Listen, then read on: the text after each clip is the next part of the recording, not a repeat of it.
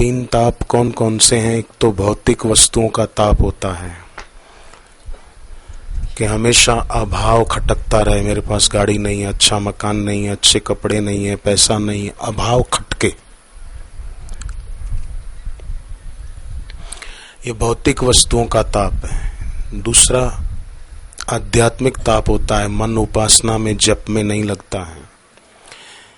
तीसरा आदि दैविक ताप होता है, अतिवृष्टि अनावृष्टि, भूकंप आया, कभी कुछ हुआ, कभी अति गर्मी पड़ी, कभी अति सर्दी पड़ी। तो जो सब कामनाओं को पूर्ण करने वाले भगवान और भगवत प्राप्त गुरु का सुमिरन जप करते हैं, वे तीन तापों से छूटकर जायन्ते दुख वर्जितः, दुखों से रहित हो जाते हैं। दुख आने पर क्या होता है, आपने देखा है, लोग रोते हैं, सोचते नहीं कि दुख के आंसुओं से तकदीर की स्याही मिटाई नहीं जा सकती।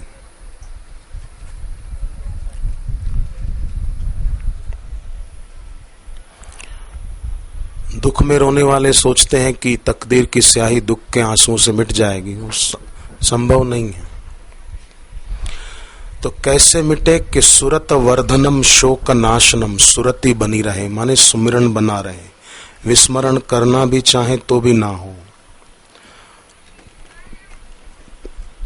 और जीवन में सुरति सुमिरन, इष्ट का, गुरु का ध्यान, वो दुख के कारण ना हो।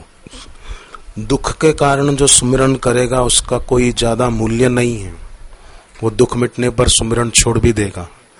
बाकी जो भगवान के लिए, भगवत प्राप्त गुरु की पूर्ण कृपा के लिए उनका सुमिरन करता है, तो उसका सुमिरन, उसका साधन भजन, उसकी भक्ति कभी छूटती नहीं है। बाकी दुख में, दुख आया तो याद किया, तो दुख में की गई सुरति में भगवान और गुरु को अपना सेवक बनाने का इरादा होता है कि बस मेरा दुख मिटा दो। अर्जुन ने भगवान कृष्ण को ये नहीं कहा कि मेरा दुख मिटा दो, मेरा राज्य मुझे दिला दो, मेरा हक मुझे दिला दो, ये नहीं कहा। अर्जुन ने कहा मेरा हक, मेरा भला किसमें है वो आप बता दो बस। शिष्यस्ते हम, मैं आपका शिष्य हूं, आपकी शरण में हूं, आप मुझे प्रेरणा दीजिए। पृच्छामि त्वाम धर्म सम्मूढ़ चेता, मुझे सूझ नहीं रहा है, मैं आपसे पूछता हूं कि मेरा भला किसमें है वो आप बताइए। तो जीवन में अगर सुरति बनी रहे, भीतरी भजन, एक बाह्य भजन होता है, फिल्म के गीत नहीं गाते हैं, ढोलक मंजीरे लेकर भजन गा रहे हैं, कीर्तन गा रहे हैं, कोई स्तोत्र पाठ जोर जोर से गाकर कर रहे हैं, पर भीतरी भजन, इसमें कोई स्तोत्र पाठ ढोलक मंजीरे लेकर भजन कीर्तन गाना नहीं। भीतरी भजन माने इच्छा पूर्ति से होने वाले सुख की लालच गई, ये भीतरी भजन है। उपनिषद में एक प्रार्थना आती है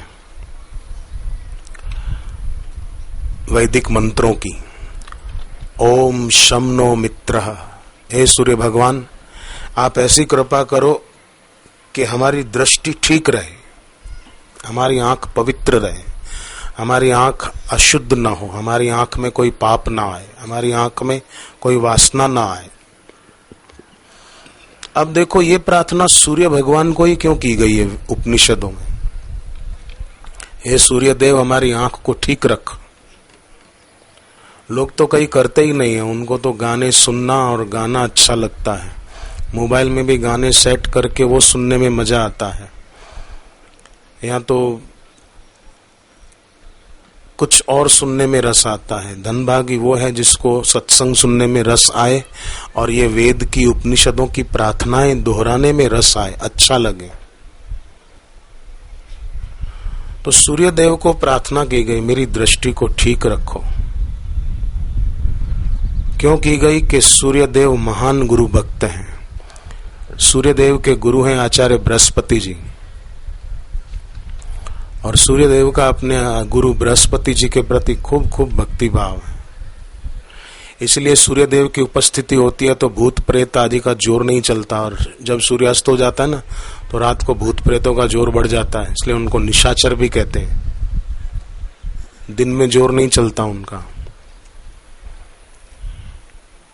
सूर्यदेव महान गुरु भक्त है। ये संकेत है कि जिसके दिल में अपने गुरुदेव के प्रति भक्ति अचल और अटल होगी तो उसके जीवन में भी ये दुख भूत प्रेत आदि टिकेंगे ही नहीं।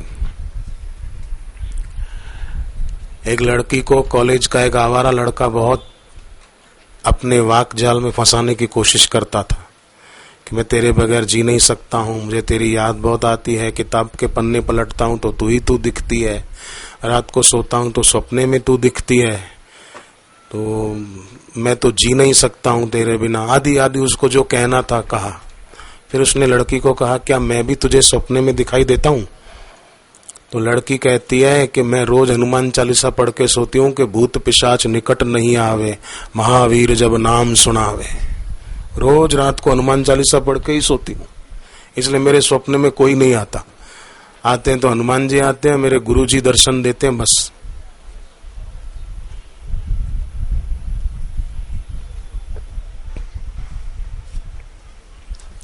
तो सूर्यदेव हमारी आंख को ठीक रखे, क्योंकि सूर्यदेव स्वयं महान गुरु भक्त हैं। गुरु की भक्ति के द्वारा ही व्यक्ति की आंख ठीक रह पाएगी, क्योंकि गुरु की भक्ति से फिर आंख से द्वैत विदा लेने लगेगा, अद्वैत बस जाएगा। क्योंकि गुरु की दृष्टि भी अद्वैत दृष्टि है। सुखदाई शीतल हृदय देखत शीतल नयन। गुरुदेव शिष्य को देखते हैं तो उसी शीतल दृष्टि से, माने द्वैत रहित दृष्टि से, ब्रह्म दृष्टि से, भेद बुद्धि से नहीं, अभेद से। जैसे भागवत में लिखा है कि भगवान कृष्ण गोपियों को कैसे देखते थे, कि जैसे कोई आईना देखता हो ऐसे देखते थे। तो आईने में दूसरा कोई थोड़ी दिखेगा। कथा आती है रामायण में कि भगवान राम को मारने के लिए खरदूषण और त्रिशिरा आए, 14,000 राक्षसों को लेकर आए। भगवान राम ने क्या किया? लक्ष्मण जी को सीता जी की सुरक्षा में रखा और स्वयं आए अकेले, और एक ऐसा बाण छोड़ा कि 14,000 राक्षसों को, आवाज नहीं आ रही पीछे, अभी नहीं आ रही कि पहले से ही नहीं आ रही? पहले से ही नहीं आ रही।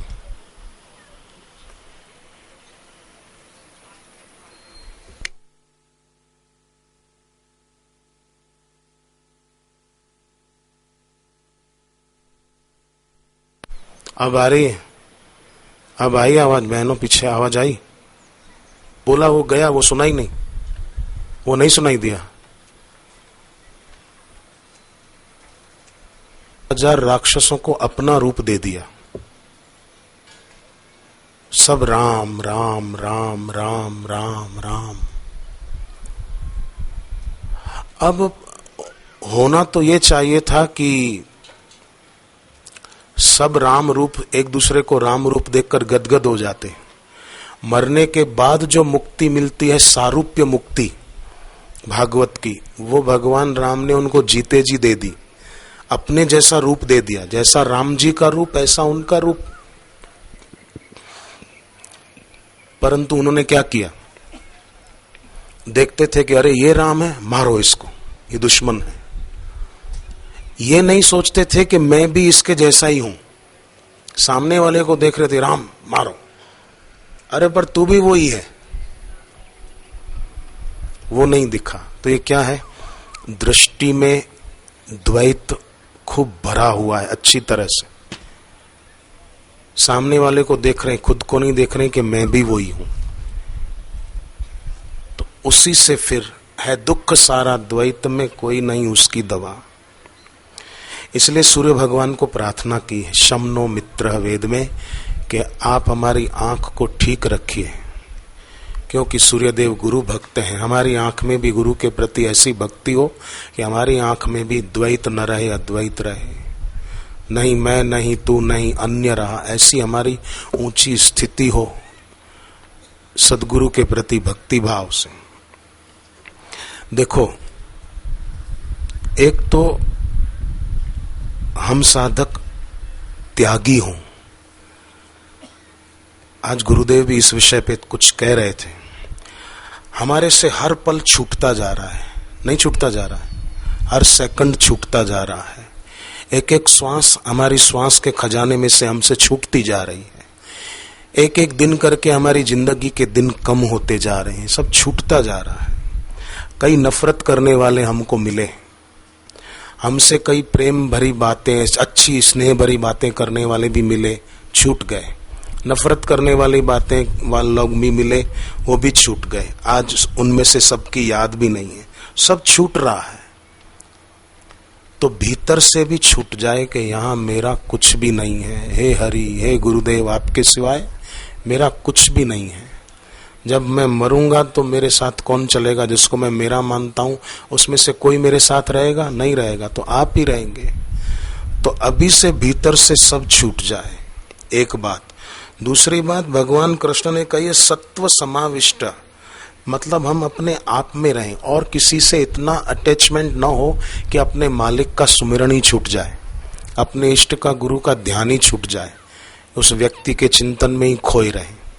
जैसे उस लड़की ने कह दिया ना कि मैं तो हनुमान चालीसा पढ़ के सोती हूँ कि भूत पिशाच निकट नहीं आवे। तो ऐसा किसी से इतना तादात्म्य न बढ़ाओ कि अपने गुरु का, इष्ट का सुमिरन ही छूट जाए और उस व्यक्ति की याद आती रहे। किसी वस्तु व्यक्ति की याद रहने से हमारी स्मृति अशुद्ध होती है, इष्ट और गुरुदेव की याद बनी रहने से हमारी स्मृति शुद्ध होती है। और जब शुद्ध स्मृति होती है तो क्षेत्रज्ञ में स्थिति होती है। क्षेत्रज्ञ माने शरीरी, आत्मा, परमात्मा। और अगर हमारी स्मृति अशुद्ध होती है तो क्षेत्र में स्थिति होती है, माने शरीर में द्वैत आदि ये सब बना रहता है। इसलिए प्रार्थना की, शमनो मित्र, सूर्य देव हमारी आंख को ठीक रखे, त्यागी बने, सत्व समाविष्ट बने, अपने आप में रहें। फिर मेधावी, आकाश की नीलिमा दिखती है, आकाश नीला नीला दिखता है, पर क्या ऐसा कुछ है क्या?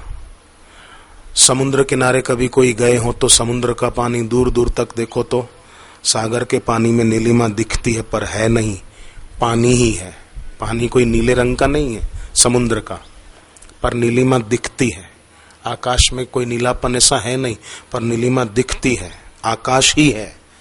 ये मेधा बनी रहे। स्त्री पुरुष, लड़के लड़कियां, भाई बहन, ये दिखते हैं, पर वास्तव में ऐसा कुछ है नहीं, ईश्वर ही है। ये मेधा बनी रहे। त्यागी, सत्व समाविष्ट, मेधावी, इसको मेधावी कहते हैं। ध्यान न दिया तो मैं फिर से प्रार्थना करूं कि सागर में नीलापन दिखता है पर पानी नीला नहीं है, आकाश में नीलापन दिखता है पर वो है नहीं। ऐसे ही स्त्री पुरुष अलग अलग दिखते हैं, वास्तव में है ईश्वर ही। ये मेधा, ये समझ बनी रहे कि आकाश ही है, नीला रंग नहीं है, ऐसा कुछ सागर ही है, नीलिमा नहीं है। ऐसे भगवान ही है, स्त्री पुरुष आदि ये भेद नहीं है। सुन शठ भेद हो ही मन ताके, श्री रघुवीर हृदय नहीं जाके। अंगद ने रावण को कहा भेद तो उनके दिल में होता है, लड़ाई झगड़े की बातें और राग द्वेष की, निंदा चुगली की बातें उनके दिल दिमाग में होती है, जिनके दिल में भगवान नहीं, भक्ति नहीं, गुरु नहीं, गुरु की भक्ति नहीं। तो मेधावी छिन्न संशय, मतलब संशय रहित हो। अपने अंदर गुरु के प्रति, इष्ट के प्रति संशय रखना ये रुई के ढेर के नीचे चिंगारी रखने के समान है। छिन्न संशय, दिल में अपने गुरु रहे, इष्ट रहे, उनकी प्रीति रहे, उनकी भक्ति रहे। सांप होता है ना, केचुली छोड़ देता है, पेड़ पुराने पत्ते छोड़ देता है।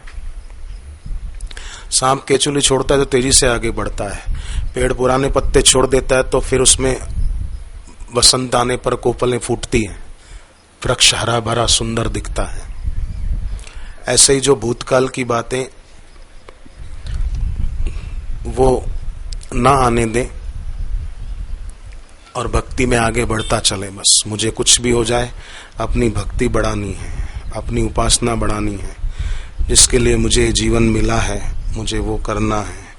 पूर्ण गुरु मिले हैं तो अब उनकी भक्ति भी मिल जाए। और भक्ति समझो नहीं है, ऐसा लगता है। अगर हकीकत में जो भक्त होगा ना, उसको हमेशा अपने में भक्ति की कमी दिखेगी, और जो अभक्त होगा ना, उसको लगेगा अपनी तो भक्ति बहुत हो रही है, कोई कमी नहीं है, खूब अपार है। अब भरत जी भगवान राम के भाई थे, उनमें कितनी भक्ति थी। स्वयं प्रयागराज देव प्रकट होकर भरत जी को कहते हैं, तीर्थ के देवता, तात भरत तुम सब विधि साधु, राम चरण अनुराग अगाधु। तुम्हारा भगवान के चरणों में प्रेम कम नहीं, अगाध है, अमाप है, खूब है। और भरत जी प्रयागराज से कहते हैं, जन्म जन्म रति राम पद यह वरदान न आन, मेरा भगवान के चरणों में प्रेम बढ़ता जाए ऐसा वरदान दे दो।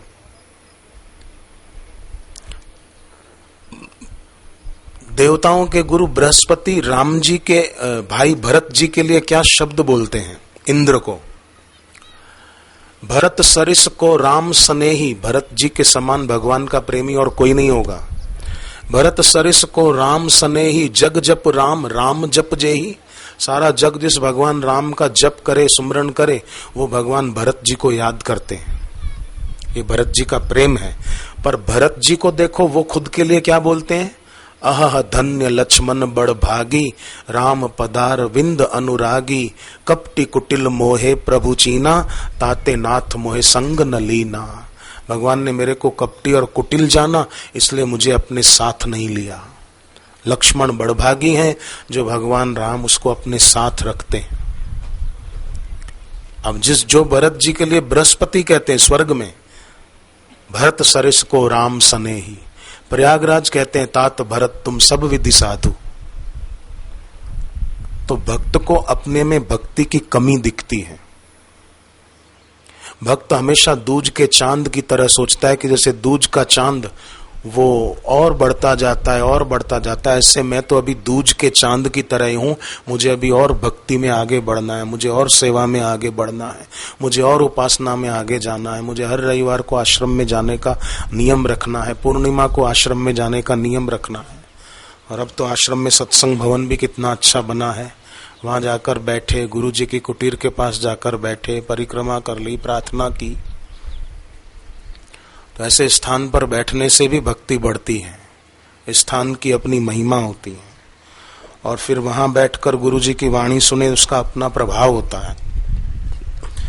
और भगवान राम का वचन है, नारद जी को कहते हैं, सुन मुनि तो ही कहूं सह रोसा, भजहि जे मोहि तजी सकल भरोसा।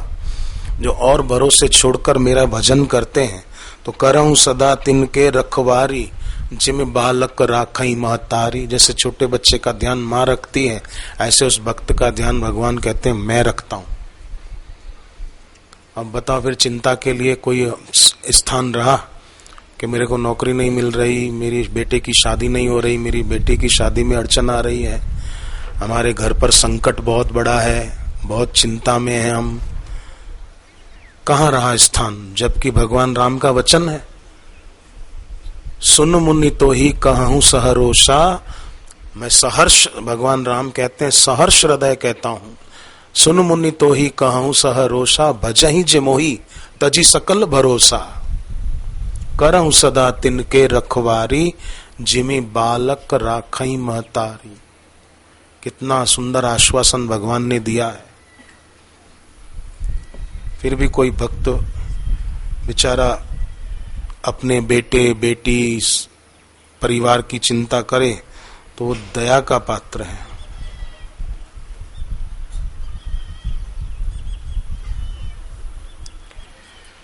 तो भगवान कृष्ण कहते हैं भगवत गीता के 13वें अध्याय में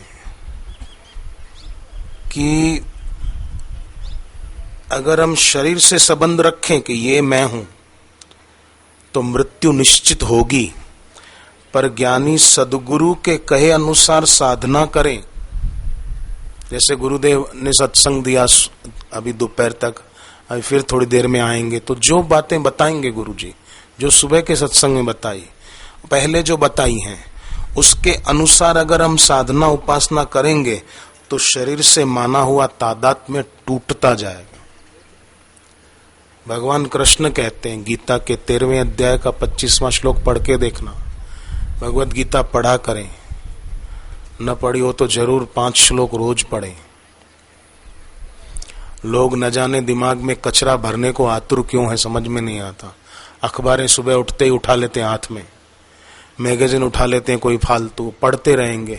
सुबह अखबार पढ़ी, फिर दोपहर को वो कचरा दिमाग में भरने को दोबारा अखबार उठाएंगे। अरे सुबह अखबार पढ़ी थी, अब फिर से क्यों पढ़ते हो?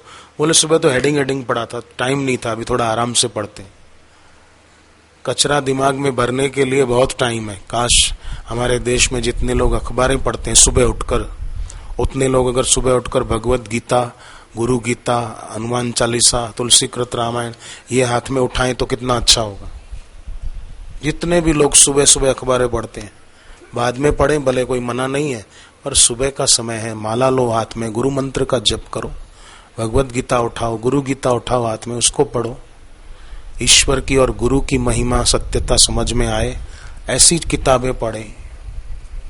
आश्रम की ईश्वर की और पुस्तक ऐसी है जो पढ़ने से एक आदमी का अनिद्रा का रोग दूर हो गया। इष्ट सिद्धि पुस्तक है आश्रम की, उसमें एक मंत्र लिखा था, वो पढ़ने से और जपने से एक आदमी का 20 साल पुराना गठिया रोग मिट गया।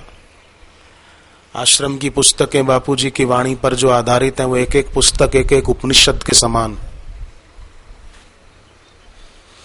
पर साधक होते ना, कई बार सोचते हैं हमने तो पढ़ ली है, पढ़ लिया तो स्वाध्याय हमेशा होना चाहिए। रोटी एक बार खा ली है तो फिर दूसरे दिन नहीं खाते हैं क्या?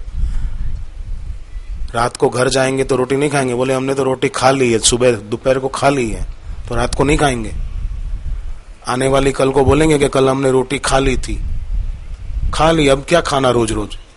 ऐसे सत्संग की किताब ईश्वर की और है, बाल संस्कार है और दैवी संपदा है, कई किताबें बापूजी की वाणी पर आधारित। तो वो बोले हमने तो पढ़ ली है, ये तो ऐसी बात हो गई कि रोटी खा ली है तो रोज क्यों खाते हैं? स्वाध्याय तो रोज होना चाहिए। जैसे खाना रोज जरूरी है, सोना रोज जरूरी है, नहाना रोज जरूरी है, उसी प्रकार जप, ध्यान और स्वाध्याय, सत्संग की पुस्तकों का पठन पाठन ये रोज जरूरी है। थोड़ा समय तो निकाल ही सकते हैं।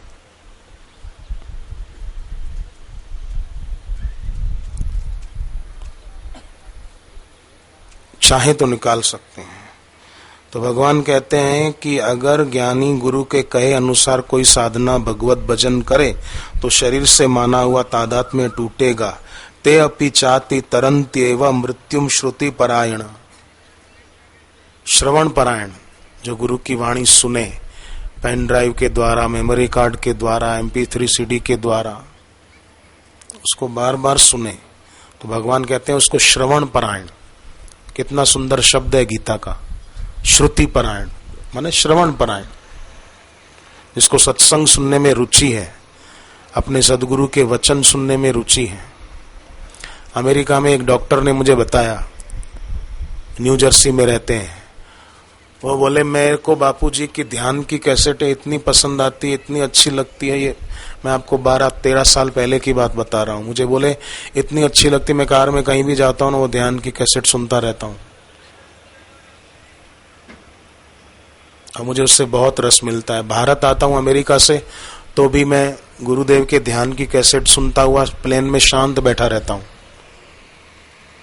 पर उपद्रवी लोग होते ना, जिनको शोर की आदत पड़ जाती है, तो भजन भी चलाएंगे तो फुल आवाज रखेंगे स्पीकरों का, फिल्मों की धुन पर माता जी की भेंटें गाते रहेंगे। क्या कर रहे हो? बोले जागरण है, हमने माता का जागरण रखा है। और जागरण करना तो बहुत अच्छी बात है, पर जागरण में ढोलक मंजीरे लेकर बाजू वालों की नींद खराब करने की अपेक्षा अखंड ज्योत जलाकर माला लेकर जप करें, ओम ह्रीम नमः, ओम ह्रीम नमः, ओम ह्रीम नमः, तो दुख भी दूर हो। सारी रात शोर मचाकर पड़ोसियों को दुखी किया तो माता तुम्हारा दुख क्या दूर करेगी? सारी रात स्पीकर जोर जोर से बजाते रहे, पड़ोसियों की नींद खराब कर दी, और माँ को बोलते हैं माँ मुरादे पूरी कर दे, हलवा बांटूंगी। माँ बोलेगी पड़ोसी की नींद खराब कर दिया, हलवा क्या बांटेगा तू? तो ध्यान रखना चाहिए हमेशा दूसरे के, अपने कारण अगर दूसरों की आंख में दुख के आंसू आते हैं तो फिर ये बहुत गलत है। एक संत बोलते थे कि हमारे जीवन में अगर कोई दुख है तो भगवान वो दुख मिटा सकते हैं, हम प्रार्थना करें तो। पर अगर हम किसी को दुख देते हैं, हमारे कारण कोई दुखी होता है, तो ऐसे आदमी का दुख भगवान भी नहीं मिटा सकते हैं। इसलिए हमारे द्वारा घर में, परिवार में किसी को दुख न हो, ऐसा कुछ हमको करना चाहिए। उसके लिए सत्संग की पुस्तकें बहुत मदद करेगी हम सबको। गुरुदेव की वाणी वो कल्याणकारी है। तो भजन, बाह्य भजन, ढोलक मंजीरे लेकर जोर जोर से गाते रहना, ये कृत्य है, इसमें थकान होगी। पर भीतरी भजन सुरती है। बाह्य भजन फूलों जैसा है, फूल मुरझाएंगे जरूर, और भीतरी भजन इत्र जैसा है। इत्र मुरझाएगी नहीं, पड़ी रहेगी, बहुत समय तक खराब नहीं होगी, और जरा सी भी लगाएंगे तो सुगंध सुगंध आ। तो फिर से ध्यान देकर सुन लें हम, बाह्य भजन फूलों जैसा है और भीतरी भजन इत्र जैसा है। तो क्या चाहते हैं? दुख में रोते रहना चाहते हैं कि भक्ति भाव के आंसुओं से दुख को मिटा देना चाहते हैं? दुख में दुखी होकर और दुख बढ़ाना चाहते हैं रोकर, कि भक्ति भाव के आंसू बहाकर दुख को सदा के लिए मिटाना चाहते हैं? हम क्या चाहते हैं? उस भक्त के अनुकूल हो जाते हैं नौ ग्रह भी, जिसके दिल में गुरु के प्रति भक्ति होती है। क्योंकि नौ ग्रहों में भी सर्वप्रथम स्थान, केंद्र में स्थान दिया गया है गुरु बृहस्पति को, और ग्रहों के स्वामी हैं शिव जी। और अगर शिव जी राजी हैं तो नौ ग्रह अपने आप राजी हैं। समझो कोई पंडित बोले किसी को कि आपके शनि की पनौती चल रही है 7.5 साल की या 2.5 साल की, तो अगर गुरु के चरणों में भक्ति दृढ़ है तो शनि देवता भी रूठे नहीं रह पाएंगे, वो राजी हो जाएंगे। क्योंकि ग्रहों के स्वामी कौन है? शिव जी हैं। तो जो शिव है वो गुरु है, जो गुरु है वो शिव है। तो जिसकी सदगुरु के प्रति, सच्चे स्वामी के प्रति भक्ति है, तो शनि देवता नाराज नहीं रह पाएंगे, उनको राजी होने पर मजबूर होना पड़ेगा। इसलिए वेद में प्रार्थना है, शमनो मित्र, सूर्य भगवान मेरी आंख को ठीक रखे। गुरु की भक्ति से आंख ठीक रहेगी। शम वरुण, अर्यमा देव हमारी बुद्धि को धर्म में लगाए, हमारा धर्म बुद्धि में न रहे, स्वभाव में आ जाए।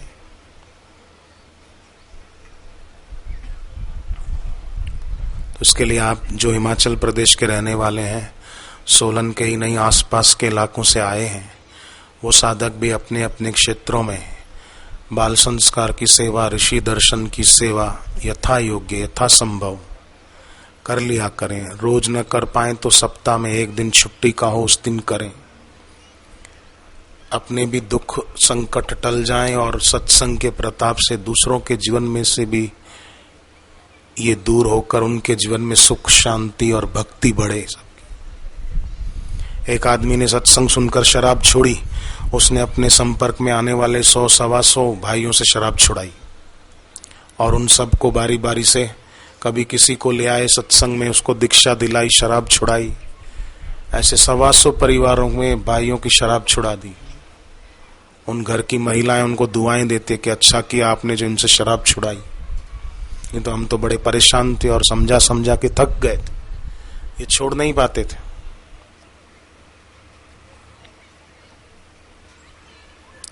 तो एक साधक ने 125 परिवारों को सुखी कर दिया ना, उनकी शराब छुड़ा दी। जो पैसा बर्बाद हो रहा था, घर की शांति नष्ट हो रही थी, घर में झगड़े होते रहते थे, वो सब अच्छा हो गया। से हर साधक सेवा कर सकते हैं। हम भी उन्नत हों, हमारे संपर्क में आने वाले भाई बहनें वो सब भी उत्तम हो। कबीर जी कहा करते थे, पहाड़ के ऊपर पानी चढ़ा। अब पहाड़ के ऊपर पानी कैसे चढ़ेगा? पर पहाड़ के ऊपर पानी चढ़ा और धरती ने छुआ आसमान को। ये कैसे? कि मन हमारा जब गुरु कृपा के बल से ज्ञान रूपी पर्वत पर चढ़ा, तब स्थिर बुद्धि रूपी धरती ने अनात्मा को छोड़कर आत्मा परमात्मा रूपी आकाश को छू लिया। पहाड़ ऊपर पानी चढ़ा, धरती ने छुआ आसमान। कबीर जी ऐसे बहुत बातें कहते हैं कि छोटी सी चींटी ने हाथी को बांध दिया। बोलो, चींटी ने हाथी को कैसे बांधा? सोचो, कबीर जी का वचन है, चींटी ने हाथी को बांधा। कि गुरुदेव का सत्संग सुना तो बुद्धि विरागी हो गई, रागी नहीं विरागी। बुद्धि विरागी हुई तो विरागी बुद्धि ने मोह रूपी हाथी को बांध दिया। फिर वस्तु व्यक्ति में मोह न रहा कि आइसक्रीम के बिना नहीं चलेगा, कोका कोला के बिना नहीं चलेगा, पेप्सी के बिना नहीं चलेगा, नहीं सेवा सत्संग के बिना नहीं चलेगा। तो पहले मोह था ना, तो विरागी बुद्धि ने मोह रूपी हाथी को बांधा, चींटी ने हाथी को बांध दिया। खरगोश ने शेर को नचाया। छोटा सा खरगोश शेर को कहता है नाच, और नचाया उसको। मतलब धीरज रूपी खरगोश ने क्षोभ रूपी शेर को नचाया। हमारे जीवन में धैर्य आ गया सत्संग से कि ये भी गुजर जाएगा। धीरज रूपी खरगोश ने क्षोभ रूपी शेर को नचा दिया। अब क्षोभ न रहा, ऐसा इस अर्थ में।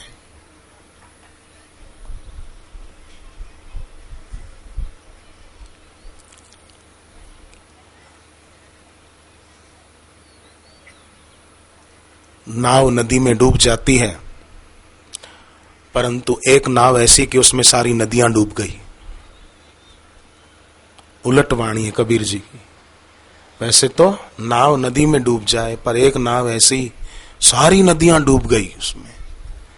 भगवान और भगवत प्राप्त गुरु के ध्यान रूपी नौका में संसार की वृत्ति रूपी सरिताएं सब डूब गई। अब रहा ही नहीं कुछ, ईश्वर ही रहे उनके ध्यान के प्रताप से। इसलिए भागवत में कहा है, ध्येयम सदा परिभवघ्नम अभीष्ट दोहम। सदैव ध्यान करें अपने इष्ट का, अपने मालिक का, अपने गुरु का, तो अभिष्ट सिद्ध होता जाएगा। समस्याएं तिरोहित होती जाएंगी। मुझे एक महिला ने कहा, आगरा में सत्संग था गुरुदेव का, बोले हमारा बच्चा है ना, एक कुछ वर्षों से दवाओं का रिएक्शन हुआ, डॉक्टरों ने इंजेक्शन पता नहीं क्या दे दिया, उसके पैर ऐसे जाम हो गए कि चल ही नहीं पाता है, व्हील चेयर पे है तब से। तो आप गुरुजी से हमारी बात करा दो, गुरुजी का आशीर्वाद मिल जाएगा तो बच्चा ठीक हो जाएगा। मैंने उनको कहा, इतनी छोटी सी बात के लिए आप गुरुजी को क्यों परेशान करते हो? तो बोले हमारे लिए तो बहुत बड़ी बात है। मैंने कहा इसलिए तो तकलीफ होती है ना, लोग दुख को बड़ा चढ़ा कर देखते हैं, आपके लिए बड़ी बात है तो आप इसको कुर्सी पे ही व्हील चेयर पे बिठा के आश्रम में जो वट वृक्ष है उसकी परिक्रमा करा दो, इसको प्रार्थना कर दो और दीक्षा दिला दो इसको। उन्होंने ऐसा ही किया, व्हील चेयर पे ही परिक्रमा करा दी, उसी पे बिठा के आखिरी दिन दीक्षा दिला दी। अक्टूबर के महीने में उस लड़के ने दीक्षा ली, जनवरी में तो उसकी मौसी मुझे मिली, मिठाई लेकर आई, बोले लड़का अब चलने फिरने लग गया है। कैसे कि व्हीलचेयर पे बैठ के जप करता था माला लेकर, और फिर धीरे धीरे खुद ही उठने लगा, हिम्मत करके माला अकेला खुद उठा के गौ पूजा की जगह पे रख देता, फिर करनी होती तो खुद उठा कर लेता और माला करने बैठ जाता। ऐसा करते करते उसका कोई पातक था कट गया और अब उसको कोई तकलीफ नहीं है, बहुत बहुत मजे में है। तो खाली इतना करने से पहले दुखी हो रहे थे, पर गुरु मंत्र की महिमा, गुरु दर्शन की महिमा समझ में आ गई तो बस सब सही हो गया। कबीर जी कहते हैं, बिंदु ने सिंधु को डुबाया। सिंधु माने समुद्र, सागर, और बिंदु एक छोटा सा बिंदु, या यो कहो पानी की एक बूंद। बिंदु ने सिंधु को डुबाया, बूंद ने सागर को डुबाया। मतलब भगवत ध्यान रूपी बिंदु ने, गुरु चरणों के ध्यान रूपी बिंदु ने संसार की समस्या रूपी सिंधु को डुबा दिया, सुखा दिया, नष्ट कर दिया, जो कहो। इसलिए कहा, ध्येयम सदा परिभवग्नम अभिष्ट दोहम। तीर्थास्पदम शिव विरंचिनुत्तम शरण्यम भर्त्यार्ति हम प्रणत पाल भवाब्दिपोतम वंदे महापुरुषम ते चरणारविंदम। मछली ने लात मारी और बगुले को गिरा दिया, डुबा दिया। तो कहां तो बगुला मछली को खा जाए। कबीर जी कहते हैं कि मछली ने लात मारी और बगुले को मार भगाया। मतलब आत्म जागृति वाली बुद्धि ने दंभ और पाखंड रूपी बगले को भगा दिया। जीवन में आत्म जागृति आ गई। तो कोई बोले आपके जीवन में दुख है। आजकल तो कई ऐसे ठग निकले हैं कि आपके परिवार में है ना, थोड़ा समय पहले कोई मर गया था, अब कौन सा ऐसा घर है जिसके घर में कोई मरा ना हो, और थोड़े समय में सब आ जाता है। कुछ महीने भी आ जाते हैं, कुछ साल भी आ जाते हैं, कुछ दिन भी आ जाते हैं, कुछ सप्ताह भी आ जाते हैं। थोड़ा समय पहले आपके परिवार में कोई मरा था तो बोलेगा हाँ मरा तो था, हाँ बस उसकी सदगति नहीं हुई इसलिए आपके घर में परेशानी आ रही है। ये नया चालू किया कुछ लोगों ने, उसकी सदगति नहीं हुई इसलिए आपके जीवन में कष्ट बहुत है। सबके घर में कोई ना कोई तो मरा ही होता है। एक भी घर ऐसा नहीं पाओगे कि जहां किसी की कोई मृत्यु ना हुई हो। आप लोग हैं ना, बोले जितनी मेहनत करते हो उतना रुपया आप कमा नहीं पाते हो, बहुत तकलीफ होती है उससे आप लोगों को। अब ये तो सारी दुनिया में है, मेहनत करते हैं उतना रुपया सबको थोड़ी मिलता है। कई लोगों को आप पूछो, बोले मेहनत तो नौकरी में बहुत होती है, सामने इतना मिलता नहीं है। फिर तीसरा ये बोलते हैं कि आप कमाते तो खूब हो पर आपके घर में बचत नहीं होती है। अब महंगाई के जमाने में क्या बचत हो, दालें महंगी, पेट्रोल महंगा, डीजल महंगा, गैस सिलेंडर महंगा।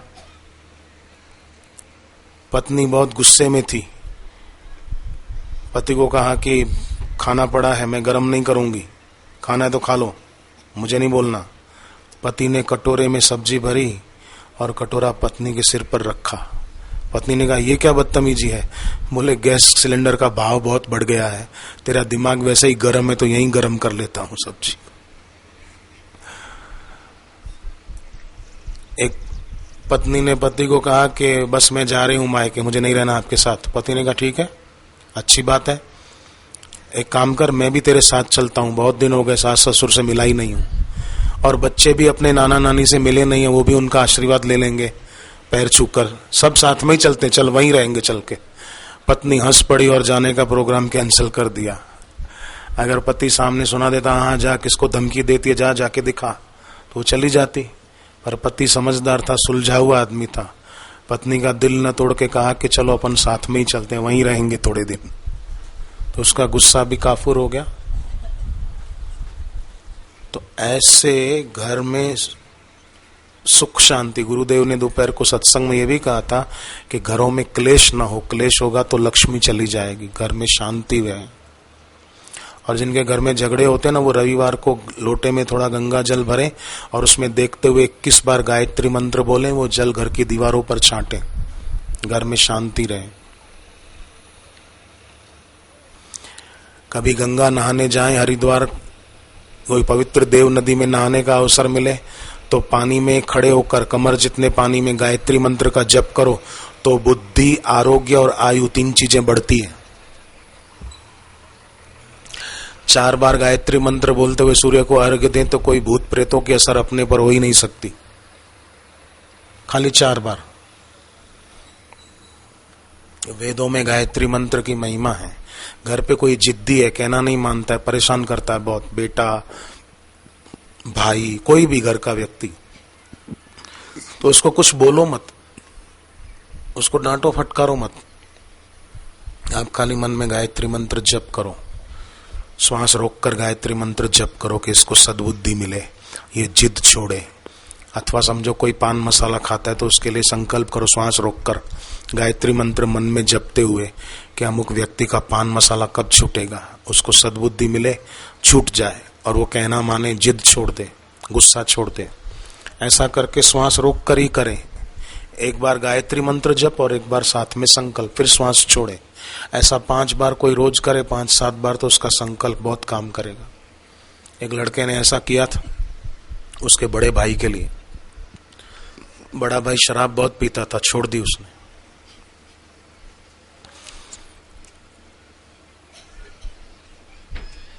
आगरा शहर में एक आदमी रात को अपने घर पे, तब संस्कार टीवी पे सत्संग आता था गुरुदेव का, रात को 10 साढ़े 10 बजे आता था। वो सत्संग सुन रहे थे, बस अब सोना ही था सुनने के बाद।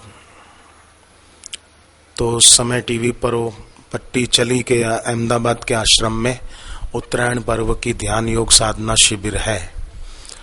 तो उसको हुआ कि अरे शिविर तो है पर मैं जा नहीं पाऊंगा, क्योंकि कुछ दिन पहले नौकरी छूट गई, पैसों की थोड़ी समस्या है, गुरुदेव मेरा यहीं से प्रणाम स्वीकार करें। ऐसा मनी मन प्रार्थना करके वो सो गए। सुबह नहाकर जप करने बैठे तो किसी ने दरवाजे पर दस्तक दी। जाकर दरवाजा खोला तो देखा एक परिचित साधक थे और उन्होंने कहा, आगंतुक साधक ने, कि भाई मेरे को रात को स्वप्ने में बापूजी दिखे और गुरुदेव ने कहा कि तुम अहमदाबाद की उत्तरायण पर्व की शिविर में आ रहे हो, तो अमुक मेरे साधक, उसका नाम दीपक, बोले उसको भी अपने साथ लेके आना, नहीं तो तू भी मत आना। बोले मेरे को स्वप्ने में ऐसा गुरुजी ने कहा, इसलिए मैं आपके पास आया हूं, मैं टिकट आपके नाम की भी करवा रहा हूं और अपन साथ में चलेंगे। उस साधक को तो इतना आश्चर्य हुआ कि मैंने तो खाली इतना ही कहा दिल से कि गुरुदेव इस बार मैं नहीं आ पाऊंगा, कुछ दिन पहले नौकरी छूट गई तो थोड़ी पैसों की तंगी है, फिर अगली शिविर में कभी आऊंगा। तो आपने तो इसी बार योग जमा दिया वहां आने का। फिर वो अहमदाबाद आए, आश्रम में रहे 5-6 दिन, वट वृक्ष की परिक्रमा करते थे जहां गुरुदेव ने शक्तिपात किया है। और जब लौट कर गए तो ऐसा अच्छी जगह काम मिला कि अभी अच्छी कमाई हो रही है उनकी, खूब सुखी है। और हृदय का भाव देखो कितना काम करता है। इसलिए इस हृदय के भक्ति भाव की खूब महिमा है। आप देखो मनु शत्रुपा ने तो कितना तप किया, रामायण की कथा है। गोमती नदी के किनारे कितना ओम नमो भगवते वासुदेवाय का जप किया, और जप करते करते उनका शरीर छूटा। दूसरे जन्म में वो दशरथ और कौशल्या बने, उसके बाद भी पुत्र कामिष्टि यज्ञ करवाया, तब जाके भगवान राम को पुत्र के रूप में पाया। पर आप देखो एक तरफ भावनामयी शबरी माता को, उसने कोई ऐसा गोमती नदी किनारे ओम नमो भगवते वासुदेवाय जप नहीं किया, पर भगवान राम ने उसको माता का दर्जा दिया। क्यों? कि शबरी के हृदय में भाव था, भगवान के लिए प्रेम था, भक्ति थी। और जटायु जो हमारे देश का एक पक्षी, सेवा में अपने प्राण दे दिए, तो जटायु को भगवान राम ने पिता का दर्जा दिया। दशरथ राजा का अग्नि संस्कार राम जी ने नहीं किया था, पर जटायु का अग्नि संस्कार भगवान राम के हाथों से हुआ है। और अग्नि संस्कार करके भगवान राम लक्ष्मण जी को कहते हैं, मैंने पिता गंवा दिया। जटायु के लिए राम जी ऐसा बोलते हैं। तो हृदय के भाव में कितनी शक्ति। मनु शत्रुपा ने तो कितना तप किया, फिर भगवान पुत्र रूप में आए। इन्होंने तो कोई तप नहीं किया, केवल अपना प्रेम बढ़ाया। तो भगवान शबरी को माता बोलते हैं, गिरिराज जटायु के लिए पिता शब्द का संबोधन करते हैं।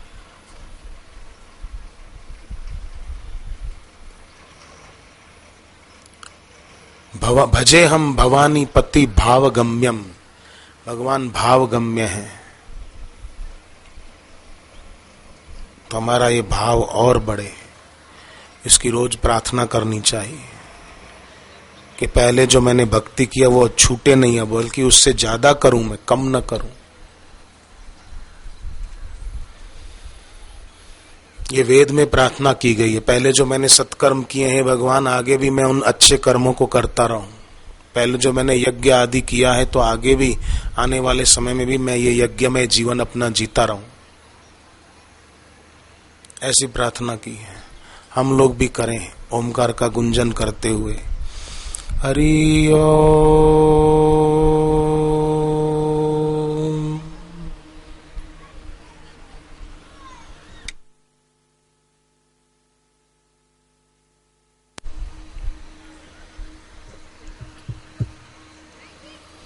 हरि ओम।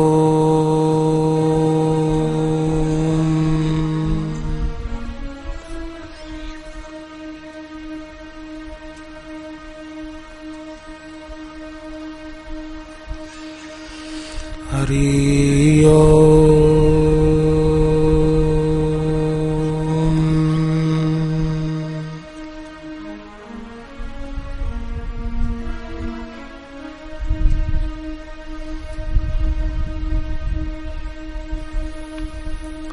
हरि ओम।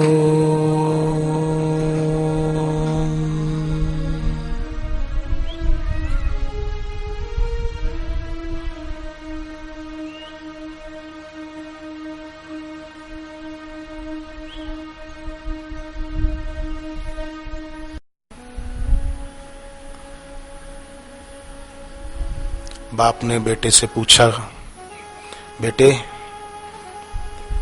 लगता है तुम कुछ पढ़ रहे हो, क्या पढ़ रहे हो? कॉलेज की पढ़ाई कुछ पढ़ रहे हो? बोले नहीं, एसएमएस पढ़ रहा हूं, बहुत सारे आए हैं। पढ़ते तो हैं पर क्या पढ़ना ये जानते ही नहीं, असार को पढ़ते रहते हैं, सार को छोड़ देते हैं। सही को समझ नहीं पाते। लड़की वाले बोले, पंडित जी ऐसा लड़का दिखाओ जो खाता पीता न हो। पंडित जी बोले, ऐसा लड़का तो आईसीयू में ही मिलेगा। अब खाता पीता न हो मतलब शराब न पीता हो, मांसाहार न करता हो। पंडित जी समझे खाता पीता ही ना हो तो आईसीयू में चलो, बेहोश पड़ा होगा या कोमा में पड़ा होगा। जीवन का बहुत सारा समय मूर्छा में बीत जाता है। सत्संग, ध्यान और जप से ये मूर्छा टूटती है। और भी कलयुग में भागवत में आया है, कृतादिषु प्रजा राजन कलौ विच्छन्ति संभवम।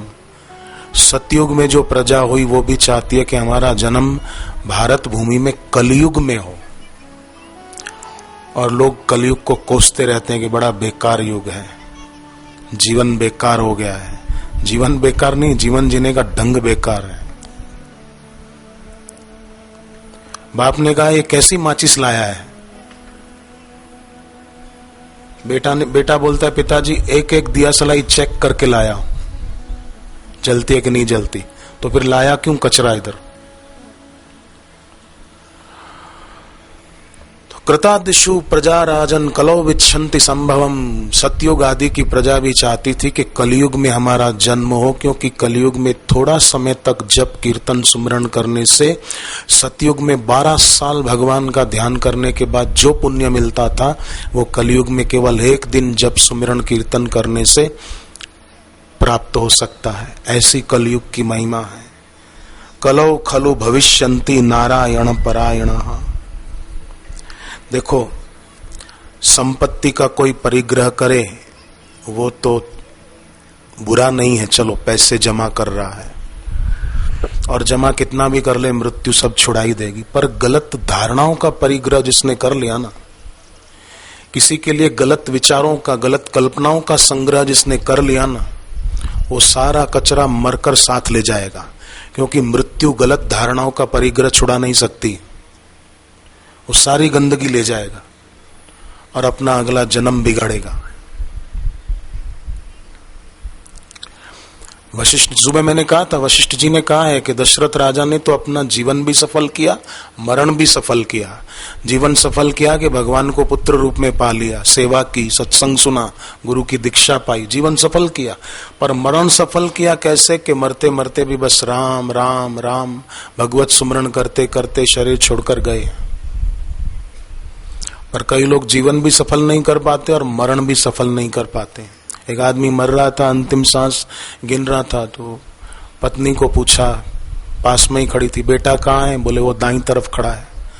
छोटा बेटा कहाँ है? बोले वो उसके पास खड़ा है। बहू कहाँ है बड़ी? बोले ये इधर खड़ी मेरे पास। छोटी बहू? बोले वो इधर खड़ी। पोता कहाँ है? रोहन सोहन दोनों पोते कहाँ है? बोलो तुम्हारे पैरों के तरफ खड़े हैं। अच्छा, सब यहाँ हैं तो बाजू के कमरे में पंखा चल रहा है और दोनों बेटे इधर हैं तो दुकान पे कौन गया? इतनी महत्वपूर्ण वो चीजें लग रही है कि मरते समय भी राम राम और हरि हरि न करके वही चीजें, वही वस्तु, वही संपत्ति, वही परिवार, उन्हीं को याद कर रहा है। स्मृति कितनी अशुद्ध हो गई, न जाने क्या क्या कचरा भर रखा है।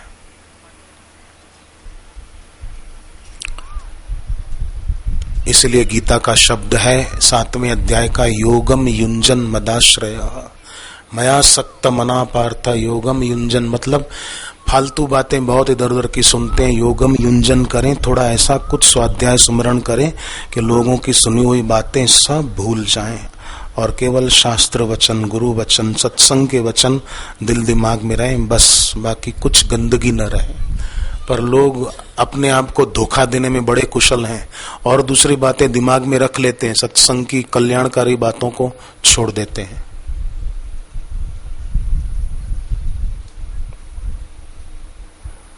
परीक्षित राजा ने जब सुखदेव जी को कहा कि 7 दिन है मेरी जिंदगी के, बस क्या 7 दिन में मेरा कल्याण हो जाएगा? तो सुखदेव जी ने कहा कि तुम्हारे पास तो 7 दिन है, खटवांग राजा के पास तो खाली 2 घड़ी थी। खाली 2 घड़ी कैसे? बोले जब वो देवताओं को मदद करने गए स्वर्ग में, जब युद्ध पूरा हुआ, देवता जीते, तो देवता ने खटवांग राजा को कहा वरदान मांगो। तो राजा ने कहा मैं वरदान में और कुछ तो नहीं मांगता, इतना बता दो मेरी उम्र कितनी है, बाकी मैं भी धरती पर जाऊंगा, मेरी आयु कितनी बची है? तो देवताओं ने कहा कि खाली 2 घड़ी है। 2 घड़ी? तो ये नहीं कहा कि मेरी उम्र बढ़ा दो। बोले ठीक है। आए और गुरु वशिष्ठ जी से सत्संग सुना, 2 घड़ी सत्संग सुना और अपना कल्याण कर लिया। उनका उतने में कल्याण हो गया, तो तुम्हारे पास तो राजन 7 दिन है, 7 दिन में तो क्या नहीं हो सकता। और उन्होंने इतनी तत्परता से केवल सुना सत्संग, तो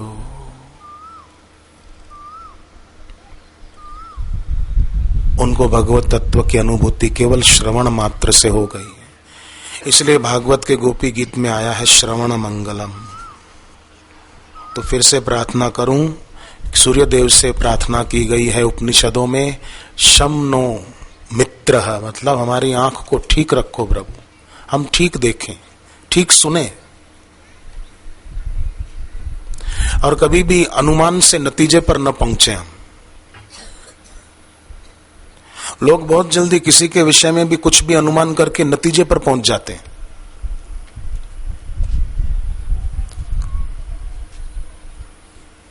जैसे मंथरा की बातें सुनकर कई नतीजे पर पहुंच गई कि हाँ, मंथरा ने भिड़ा दिया कि जैसे कश्यप ऋषि की पत्नी कद्रू ने विनता को दुख दिया, ऐसे ही तुमको कौशल्या दुख देगी। लंबी कथा है, हम विस्तार में न जाएं, पर ऐसा करके उसको भड़काया। और कई भी मंथरा की बातें सुनकर अनुमान से नतीजे पर पहुंच गई कि हाँ, लगता है ऐसा ही होगा, कौशल्या मुझे दुख देगी, राम राजा बन जाएंगे और मेरे भरत को राम जी की चाकरी करनी पड़ेगी। नहीं, मैं ऐसा नहीं होने दूंगी। उसकी बिल्कुल काल्पनिक बकवासी बातों से कई माता नतीजे पर पहुंच गई और परिणाम यह आया कि राम राज्य नहीं, राम वनवास हुआ और दशरथ राजा चल बसे। कई की मांग का सिंदूर मिट गया। अनुमान से नतीजे पर पहुंचने का परिणाम दुखद भोगना पड़ा कई को।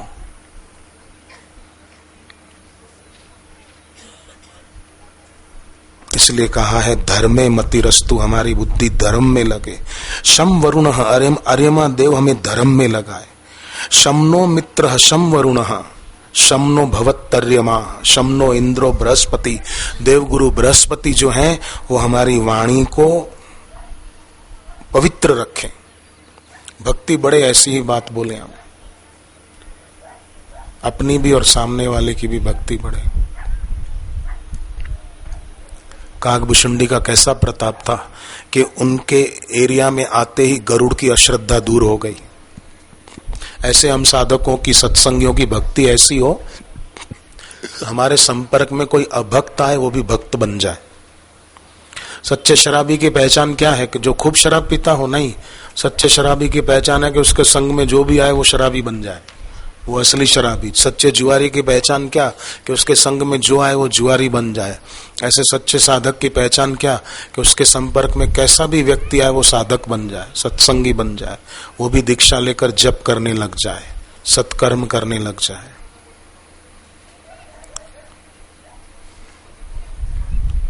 और संभव है, तभी तो वेदों में ऐसी प्रार्थनाएं की गई हैं।